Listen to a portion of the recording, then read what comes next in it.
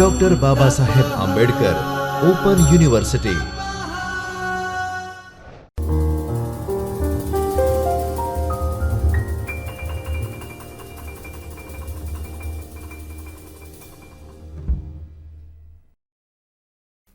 નમસ્તે વિદ્યાર્થી મિત્રો. ડૉક્ટર બાબા સાહેબ આંબેડકર ઓપન યુનિવર્સિટીના શિક્ષણશાસ્ત્ર વિભાગમાં ચાલતા બીએડ ઓડીએલ અભ્યાસક્રમના પેપર ક્રમાંક ES 221 જીવન કૌશલ્ય માટેનું શિક્ષણ. આ પ્રશ્નપત્ર મિત્રો બીજા વર્ષના બીએડના વિદ્યાર્થીઓ માટે છે, જેના એકમ 1ની વાત આપણે કરતા હતા અને એનો વિષય હતો સ્વજાગૃતિ. વ્યક્તિગત કૌશલ્યોમાં સ્વજાગૃતિની આપણે વાત કરતા હતા અને આપણે સ્વજાગૃતિ કેળવવા માટે કુલ 4 પ્રકારની પદ્ધતિ અથવા તો પ્રક્રિયાને અનુસરવું તેવી વાત આપણે આગળ કરી. હવે આપણે આગળની વાત કરીશું.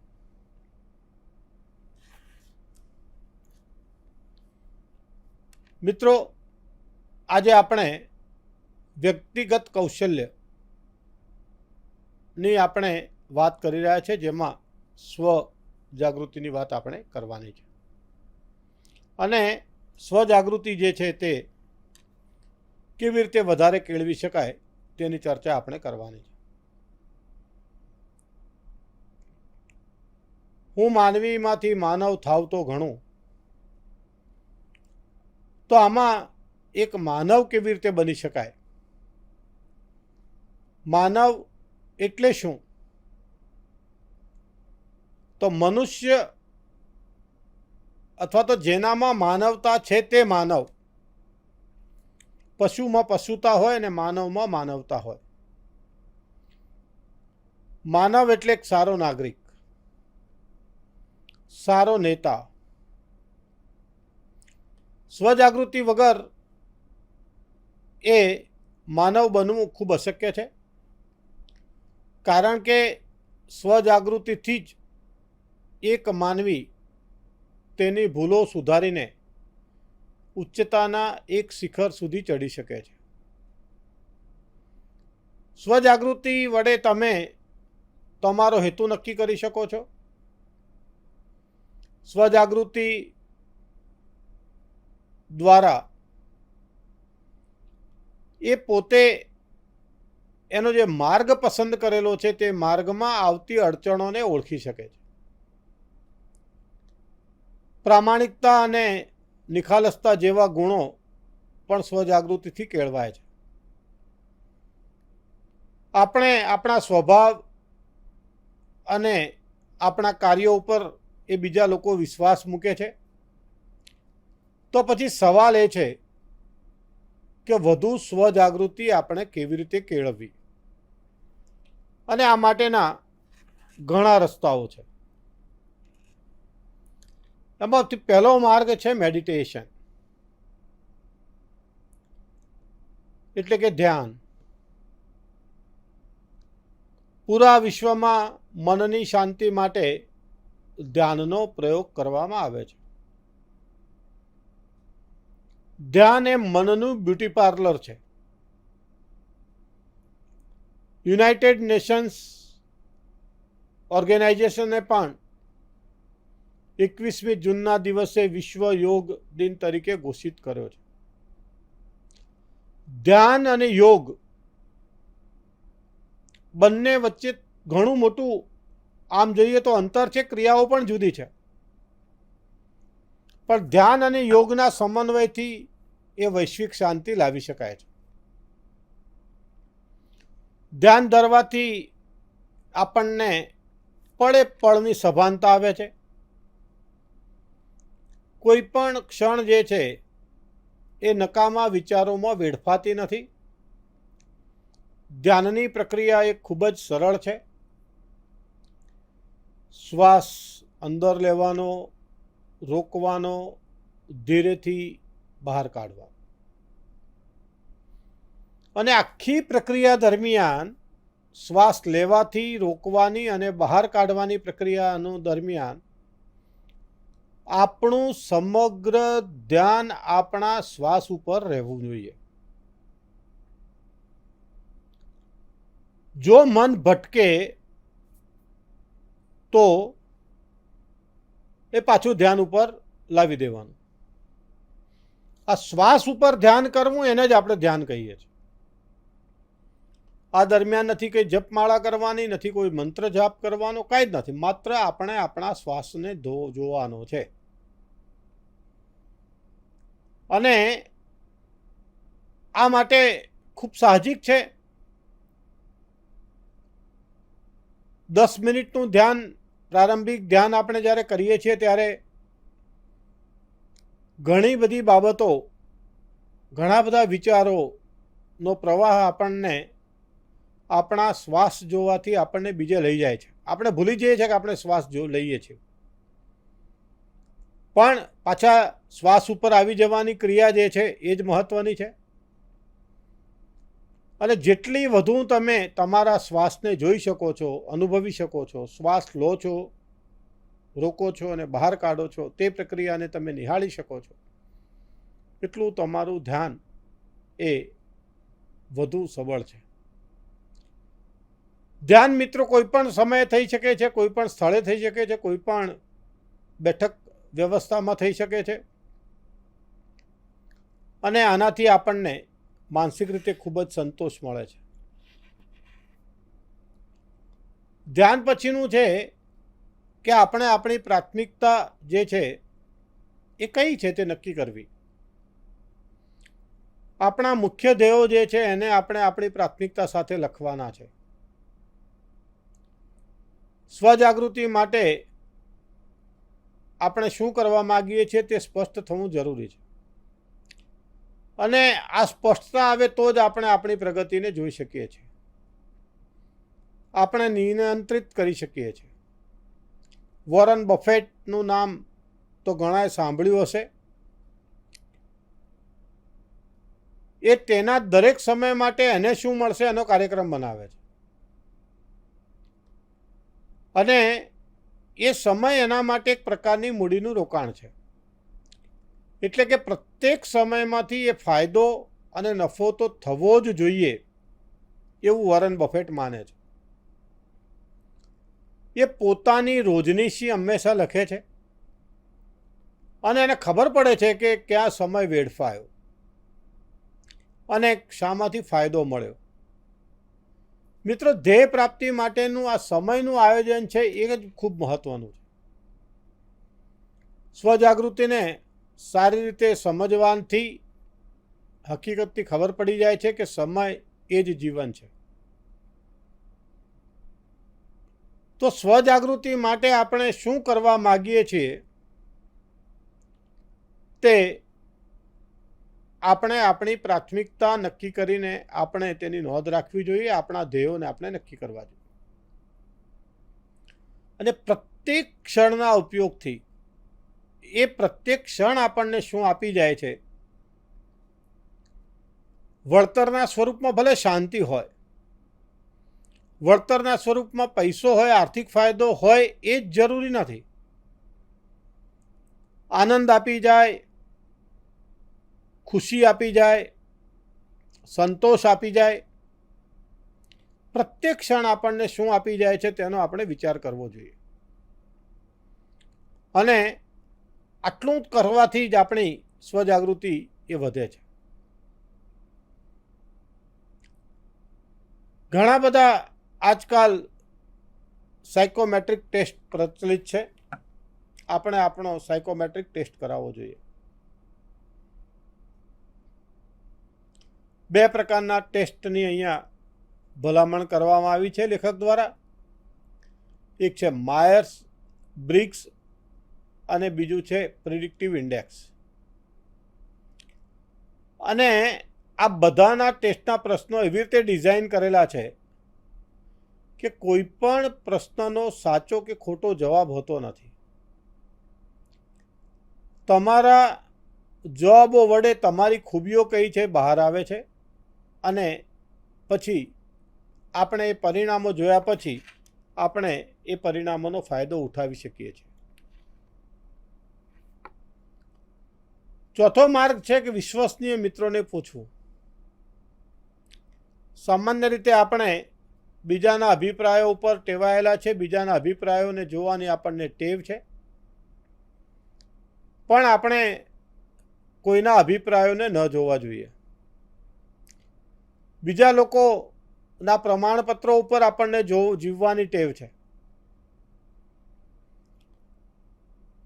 એવું કહેવાય છે, सबसे बड़ा है रोग, सबसे बड़ा है रोग, क्या कहेंगे लोग. લોકો શું કહેશે, લોકો આપણા વિશે શું વિચારશે, એની આપણને ખબર નથી હોતી. સચોટ રસ્તો એ જ છે કે આપણે આપણા વિશ્વસનીય મિત્રને આપણા વિશેના તેના અભિપ્રાય માટે પણ પૂછીએ. આપણો જો દોસ્ત જો કહીશું તો ખરેખર દોસ્ત હશે અને એ દોસ્ત એના પ્રતિભાવો એક અરીસાનું કામ કરશે. નિખાલસ અને આલોચનાત્મક અભિપ્રાય આપશે. સ્વજાગૃતિ અને સ્વવિકાસ માટે એ ખૂબ જ જરૂરી છે. અને આ જાતનો અભિપ્રાય જે છે એ આપણી આસપાસના લોકો પાસેથી પણ લેવો જોઈએ. આપણને ખબર પડશે કે આપણું વર્તન, આપણું કાર્ય કઈ રીતે આગળ વધી રહ્યું છે. અને આ જ કારણના લીધે ઔદ્યોગિક એકમમાં 360 ડિગ્રી ફીડબેક, તરફનો અભિપ્રાય એ ખૂબ જ પ્રચલિત થયો છે. જેટલા પણ સ્ટેક હોલ્ડર્સ તમારી સાથે સંકળાયેલા છે, બધા તરફથી ફીડબેક લેવો એ ખૂબ જ પ્રચલિત થયું છે. અને આમ આવી રીતે આપણે આપણા વિશેનું જાણકારી મેળવી શકીએ છીએ. આપણે બધા જ આપણી જિંદગીના અનેક પાસાઓ ઉપર વધુ પડતા વિચારો કરીએ છીએ. એમ પણ કહી શકાય કે વિચારોના વંટોળમાં ફસાઈ જઈએ છીએ. આપણા વિચારોના મુદ્દાઓ હોય છે, નિર્ણયો, ભૂલો, ચિંતા, સ્વ ઉપયોગિતા વગેરે. અને શા માટે આપણે વધુ પડતા વિચારો કરીએ છીએ, આનો પણ આપણે વિચાર કરવો જોઈએ. મનમાં ઉત્પાત ચાલે છે, વલોણું ચાલે છે, કેવી રીતે શાંતિ આણવી, કેવી રીતે શાંતિ મેળવવી, કેવી રીતે શાંતિને પ્રાપ્ત કરવી. તો આમાં વિચારોની જે પ્રક્રિયા છે એ વધુ મહત્વની છે. ઘણી વખત વાસ્તવિક ભય કરતાં કાલ્પનિક ભય વધારે મુશ્કેલીમાં મૂકે છે, મુશ્કેલીઓ ઊભી કરે છે. તો શા માટે આપણે વધુ પડતું વિચારીએ છીએ? એટલા માટે કે આપણે ભવિષ્યની વધારે ચિંતા કરીએ છીએ, એટલા માટે કે કોઈ ભૂલનો પછતાવો થાય છે. આવા ઘણા બધા પ્રસંગો માટે આપણે વિચારો જ કરે જઈએ છીએ. એક જ બાબતનું વધુને વધુ વિશ્લેષણ કરીને કાદવમાં આપણે ફસાતા જઈએ છીએ. શું કરવું જોઈએ? વિચારોની બાબતમાંથી બહાર નીકળી જાઓ. તો કેવી રીતે નીકળવું? તો જે થયું એનો સ્વીકાર કરી લો. જ્યાં જરૂર હોય ત્યાં સુધારાત્મક પગલાં ભરો. સ્વજાગૃતિ એટલે જે થયું તે થયું, હવે તેને બદલી ન શકાય એવી ભાવના. આપણે હંમેશા બંધ થયેલી બારી તરફ જોઈએ છીએ, પણ બાજુમાં 99 દરવાજા ખુલ્લા છે તેની તરફ આપણું ધ્યાન જતું નથી. એટલે કે હેપન ઓકે, જે કંઈ થયું તે ભલે થયું, હવે પછીનું શું તેનો વિચાર કરીને આપણે આગળ વધવું જોઈએ. આના માટે તરત જ કાર્યવાહી કરો. જ્યારે આપણે વિચારો કરીએ છીએ અને કોઈ સમસ્યાનો આપણને ઉકેલ મળે છે, એવો વિચાર આવે કે તરત જ આપણે એના ઉપર અમલ કરવો જોઈએ અને તરત જ આપણે એના પર કાર્યવાહી કરવી જોઈએ. તમે એક પગલું ભરશો તો પછી તમને આગળનો રસ્તો દેખાશે અને તમારી યાત્રા એ ચાલુ રહેશે. કોઈ પણ બાબત ઉપર વિચારો કરવાથી કોઈ ફાયદો નથી થતો, પરંતુ એ પ્રશ્નનો ઉકેલ શોધવા માટે વિચાર કરવો એ ખૂબ ફાયદામંદ છે. આપણે હંમેશા ટોર્ચની રાહ જોઈને બેસીએ છીએ. એવું કરવાની જરૂર નથી. એક કોડિયું પકડીને ચાલો, જેમ જેમ આગળ ચાલતા જશો તે કોડિયું અંધકારને ચીરતું જશે, તમારો રસ્તો તમને મળતો જશે. તો તમે એક પગલું ભરશો તો તમને આગળનો રસ્તો દેખાશે અને આપણી યાત્રા ચાલુ રહેશે.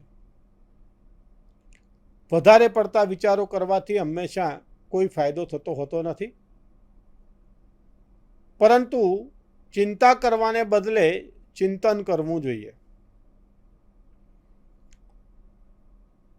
ચિંતા અને ચિંતનમાં ફરક એ છે કે ચિંતા આપણે હંમેશા પ્રશ્નની કરીએ છીએ, સમસ્યાની કરીએ છીએ, પણ ચિંતન કરીએ છીએ તો ચિંતન જે છે તે હંમેશા ઉકેલનું કરીએ છીએ. ચિંતન હંમેશા સમસ્યાના ઉકેલવા માટેના પ્રયાસો માટે હોય છે. ચિંતન હંમેશા સમાધાનનું હોય છે. તો આપણે સરકારી નોકરી કરીએ છીએ, આપણે અચાનક બદલી થાય, આપણને ખૂબ વિચારો આવે, પણ હવે વિચાર કરવાનો સ્થાન નથી, જવું તો પડશે જ. એ ચિંતા કર્યા કરતાં શું કરવું, નવી જગ્યાએ કેવી રીતે ઠરીઠામ થવું, ભાડાનું ઘર ક્યાં લેવું, બાળકોની શાળાનું શું કરવું, સામાન કેવી રીતે બદલવો, આ બધી જ બાબતોનું આયોજન કરવા માટેનું ચિંતન કરવું જોઈએ. એના બદલે જો માત્ર બદલી કેમ થઈ એની ચિંતા કરવા બેસીએ તો આપણને એનો ઉકેલ મળતો નથી. આમ કાર્યવાહી કરવા માટે ચિંતા નહીં પણ ચિંતન કરવું અને ચિંતનમાંથી જે કોઈ ઉકેલ મળે એનો ઉપર તરત જ ઠોસ પગલાં લેવા, ઠોસ કાર્યક્રમ આપવો. મિત્રો, આજે આપણે સ્વજાગૃતિ વિશેની વાત કરી. હવે આપણે સ્વજાગૃતિ અને એસર્ટિવનેસની પણ વાત કરીશું. What is an assertiveness? Assertiveness જે છે એક મહત્વપૂર્ણ અને અરસપરસના સંબંધો સાથે સંકળાયેલું કૌશલ્ય છે, જેની અંદર કોઈ પણ વ્યક્તિ તેની લાગણીઓ, ઈચ્છાઓ, જરૂરિયાતો અને અભિપ્રાય કોઈની પણ સહેજ શરમ રાખ્યા વગર યોગ્ય રીતે વ્યક્ત કરે છે. આ કૌશલ્યથી આપણે આપણા હકોની યથાયોગ્ય રજૂઆત કરી શકીએ છીએ. આપણે આપણી વાત નિશ્ચયપૂર્વક જણાવી શકીએ છીએ અને આ રીતની વાતચીતથી આપણને સંતોષ થાય છે કે આપણે આપણી જાતને યોગ્ય સન્માન આપ્યું છે. આપણે આપણા અભિપ્રાયો વિશે સ્વજાગૃત છીએ. એસર્ટિવનેસ એ આપણા અધિકારો, આપણી માન્યતાઓ ને કોઈ પણ જાતના દબાણ વગર વ્યક્ત કરવાની આપણને તક આપે છે. આપણે જાણીએ છીએ કે મનુષ્ય એક સામાજિક પ્રાણી છે અને આનો મોટા ભાગનો વ્યવહાર ઘર હોય કે ઓફિસ કે જાહેર જગ્યા એ મનુષ્યનો હંમેશા મનુષ્ય સાથેનો રહ્યો છે. આપણે આપણી વાતચીતની જે વ્યવસ્થા છે એ પણ મનુષ્યની મનુષ્ય સાથેની છે. મનુષ્ય સાથે આપણે સ્પષ્ટ અને ખુલ્લી રીતે આપણે વાતચીત કરી શકીએ છીએ. એ પછી સંબંધમાં ગમે તે હોય, કુટુંબીજનો હોય, મિત્રો હોય, સહકાર્યકરો હોય કે અધિકારી હોય. આ કૌશલ્યવાળી વ્યક્તિ જે છે એ નિષ્ઠાપૂર્વક તેની પ્રામાણિક લાગણીઓ એ વ્યક્ત કરી શકે છે. અન્યના અધિકારોના ઇનકાર કર્યા વિના એના વ્યક્તિગત અધિકારો એ વ્યક્ત કરી શકે છે. એસર્ટિવનેસની કલાને ઘણીવાર નિષ્ક્રિય અને આક્રમક વર્તન વચ્ચે સંતુલન બિંદુ તરીકે જોવામાં આવે છે. તો એસર્ટિવનેસ જે છે એ આક્રમક વર્તન નથી, પરંતુ એસર્ટિવનેસ જે છે એ પોતાના વિચારો, પોતાની રજૂઆત, પોતાના હક્કોનો હક પૂરી નિષ્ઠાથી ડર રાખ્યા વગર એ રજૂઆત કરી શકે છે, માગ કરી શકે છે. તો એસર્ટિવનેસ એ આક્રમક થયા વિના ખાતરી અને વિશ્વાસપૂર્વક કહેવાની એક કળા છે અને આ જાતની કળા એ શીખી શકાય છે અને કોમ્યુનિકેશન્સ એટલે કે પ્રત્યાયનમાં આ કળા ખૂબ જ ઉપયોગી છે. એસર્ટિવ વ્યક્તિ જે છે એ કોઈની પણ શરમ કે દબાણમાં આવતો નથી અને એસર્ટિવનેસ એનામાં જે છે એના લીધે એ પોતાની વાત એ સંતોષકારક રીતે એ બીજાની સમક્ષ આત્મવિશ્વાસપૂર્વક એ મૂકી શકે છે. તો એસર્ટિવનેસનો અર્થ એ થયો કે આપણા અધિકારોની યોગ્ય રજૂઆત. આપણે એ પણ ચર્ચા કરી કે આપણી ઈચ્છાઓ અને લાગણીઓનું પ્રતિપાદન હંમેશા કરવું જોઈએ. બીજા લોકો તમને ખોટી રીતે દબાઈને, ધમકાઈને, ડરાઈને તેમનું ધાર્યું ન કરી શકે અને આવા સમયે તમારે હિંમતપૂર્વક તમારી વાત કહેવી પડે છે. આક્રમકતાથી નહીં પણ દ્રઢતાપૂર્વક તમારી વાત કહેવી જોઈએ. તમારે જો આ રીતે એસર્ટિવ બનવું હોય તો સર્વપ્રથમ તમારે સ્વજાગૃતિ કેળવવી પડશે. સ્વજાગૃતિ વડે જ તમને તમારું માન સન્માન, અધિકારો, ઈચ્છાઓ કે જરૂરિયાતો વિશે એ સભાનતા થાય છે. તો એસર્ટિવનેસ જે છે એ એસર્ટિવનેસ આવવાને લીધે વ્યક્તિ પોતાની રીતે એ પોતાના માન સન્માન અને અધિકારો કે ઈચ્છાઓ કે જરૂરિયાતો વિશે સભાનતાપૂર્વક એ વર્ણન કરી શકે છે, રજૂઆત કરી શકે છે. સ્વજાગૃતિ અને એસર્ટિવનેસ આ બંને એકબીજા સાથે જ સંકળાયેલા છે. એક સિક્કાની બે બાજુ સમાન છે, બંને એકબીજા ઉપર આધારિત છે. તમે જો સ્વજાગૃત હોવ પરંતુ તમે તમારામાં હિતો સાચવવાની તાકાત ના હોય તો, એટલા માટે સ્વજાગૃતિ મેળવ્યા પછી તમારે એસર્ટિવ આચરણ જ અપનાવવું પડશે. સ્વજાગૃત અને એસર્ટિવ વ્યક્તિ એક સારો નેતા બની શકે છે, કારણ કે તે તેના હક્કોનું રક્ષણ તો કરશે જ, પરંતુ સાથે સાથે બીજા લોકોની સલામતી અને હક્કોનું રક્ષણ કરવાની એનામાં પણ ક્ષમતા છે. તો સ્વજાગૃતિ કેળવ્યા પછી હંમેશા આપણે એસર્ટિવ બનવું જોઈએ અને એસર્ટિવ વ્યક્તિ જ એક સારો નેતા બની શકે છે, કારણ કે એ પોતાના હક્કોનું તો રક્ષણ કરે છે, પરંતુ સાથે સાથે બીજા લોકોની સલામતી અને એના હક્કોનું રક્ષણ કરવાની એનામાં એને ક્ષમતા પ્રાપ્ત થાય છે. એસર્ટિવ બનવાની પ્રક્રિયાની આપણે વાત કરીએ. કેવી રીતે એસર્ટિવ બની શકાય? How one can be an assertive person. Manuel Smith 1975માં એસર્ટિવનેસ વિશે એક પુસ્તક લખ્યું. એનું નામ છે when I say no I feel guilty. ખૂબ સુંદર ટાઇટલ છે.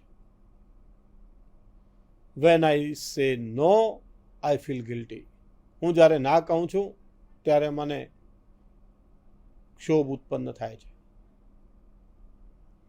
આ પુસ્તકના નામ ઉપરથી આપણને જાણ થશે કે લોકો આપણી મદદભરી સહાયક વૃત્તિનો ગેરલાભ પણ ઉઠાવી શકે છે.